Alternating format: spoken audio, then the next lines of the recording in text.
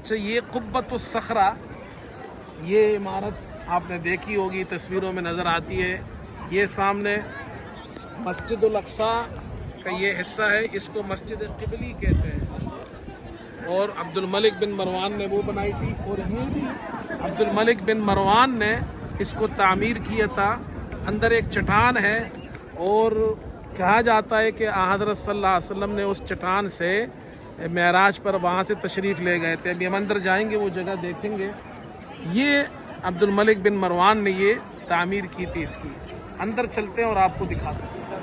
اچھا یہ ابھی ہم قبۃ الصخرہ کے اندر ہے، اس بلڈنگ کے اندر ہے. بہت ہی خوبصورت بلڈنگ ہے. یہ بلڈنگ پہلے نہیں تھی. یہ چٹان جو صخرہ ہے، یہ چٹان یہاں پر تھی. یہ بہت بڑی چٹان ہے.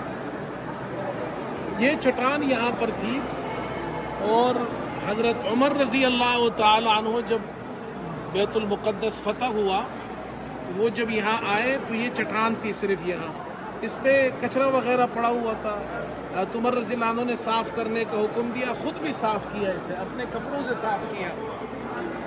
اور پھر بعد میں یہ بلڈنگ جو ہے یہ بنائی گئی ہے. یہ خوبصورت بلڈنگ آپ دیکھ رہے ہیں. یہ بلڈنگ جو بنائی گئی ہے یہ عبد الملک بن مروان نے بنائی تھی. قبہ اوپر، صخرہ نیچے. اچھا یہاں پر آ جائے آپ، یہ نیچے ایک غار ہے. اب اس غار میں ہم جائیں گے. اس کے بارے میں کہا جاتا ہے معبد الانبیاء. انبیاء علیہ، بڑے بڑے انبیاء علیہ السلام یہاں انہوں نے عبادت کی ہے. زکریا علیہ السلام کے بارے میں کہا جاتا ہے ان کی قبر یہاں ہے.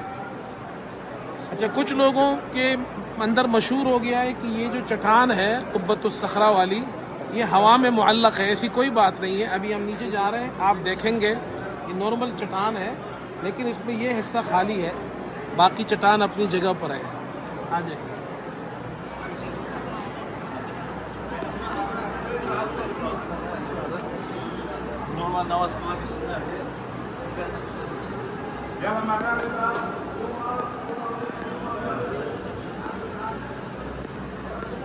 یہ دیکھیں جی، یہ چٹان ہے، یہ حصہ اس کا خالی ہے. باقی یہ پوری چٹان جو ہے نا، یہ نارمل چٹان ہے، یہ کوئی ہوا میں معلق نہیں ہے.